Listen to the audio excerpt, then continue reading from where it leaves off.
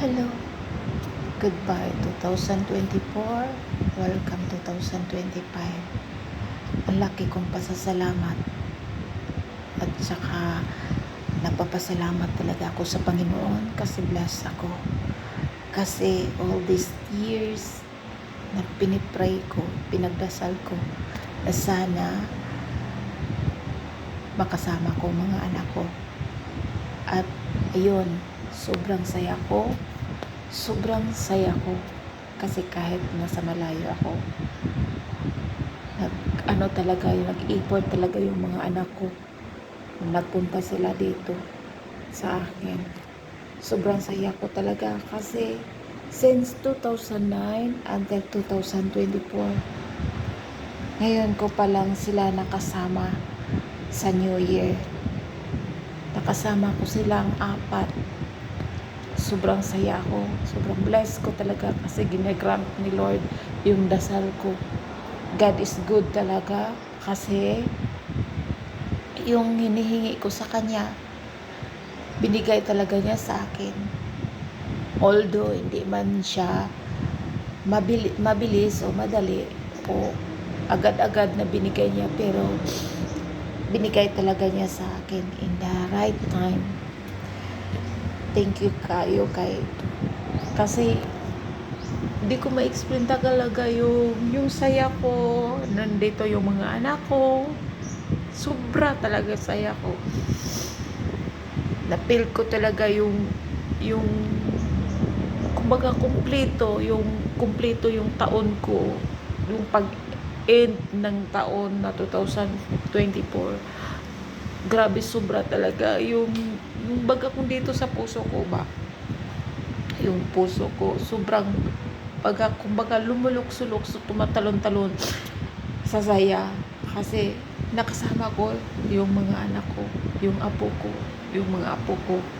Grabe, God is good talaga. Kahit maraming mga pagsubok, marami akong mga pinagdaanan, maraming hirap, pero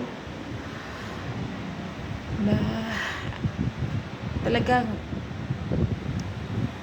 pinasaya ni Lord yung pagtatapos ng 2024 ko. Maraming salamat talaga. Nagpasalamat talaga ako sa Panginoon at nagpapasalamat ako sa mga anak ko. Kay Emmanuel, kay Maria Teresa, kay Michelle, kay Mercy Divine, at sa mga nakasama nila, si Darren Mantipalcon, si Vincent Corion, at saka si Gister De Leon, at saka si Jill o Anggi, yung yung palayaw niya, yung kinakasama ng anak kong lalaki ngayon. Thank you so much mga anak. Alam niyo, sobrang saya ni mama. Walang nakapagkapantay sa saya na nararamdaman ko sa ng puso ko. Sobra talagang saya.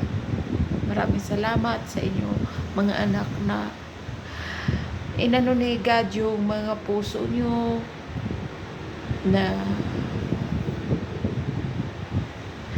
nag-decide kayo na pumunta dito sa akin.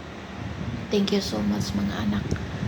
Alam ko hindi man yun madali, mahirap para sa inyo, pero nag-effort talaga kayo. Alam niyo naman, masaya si mama, sobra. Pwede na akong mawala kasi na-feel ko yung andyan kayo, yung presensya nyo. Sobrang mahal ko kayo mga anak, kung alam nyo lang. Although marami akong pagkukulang sa pag-aaruga, pero sa pagmamahal, sa suporta sa inyo bilang mga anak ko, sobra mahal ko kayo, sobra, kung alam nyo lang.